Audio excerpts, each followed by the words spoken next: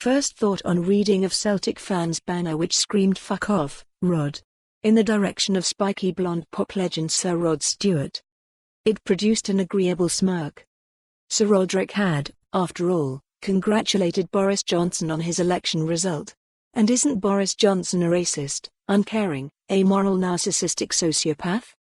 But the second thought is the Green Brigade faction were wrong to bring the issue of political allegiance onto the terracing. Celtic FC has long been an orphanage for political strays, a home to Scotland's minority groupings, a club which welcomed players and supporters of all faiths, persuasions, who are one fan group to deny conservatives. And how crazy is this in our modern climate?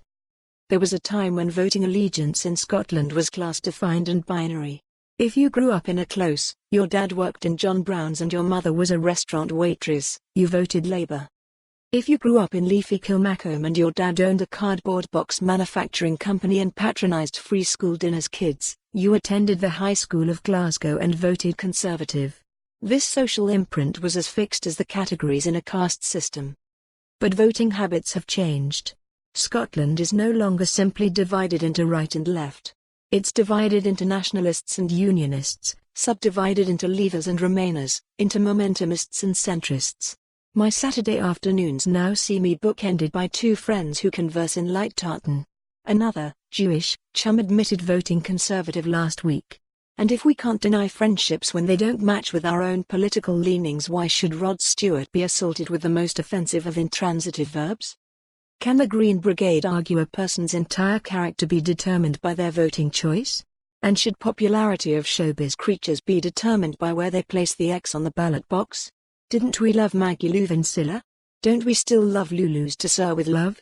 Although there is a strong argument all Morrissey records recorded in the past 25 years should go in the bin, not just because he's a UKIP supporter but because they're awful.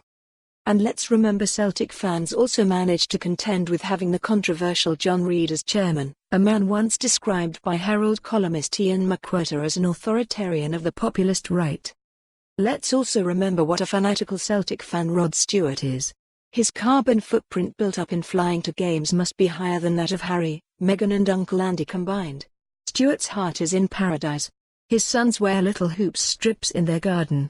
He's had the Celtic players train on the pitch at the bottom of his garden. He wrote about Celtic in his love song to Britt Ekland. He even has a Celtic wagon on one of the carriages in his train set. Yet, there's Anyo. For more on this story, visit the news article link.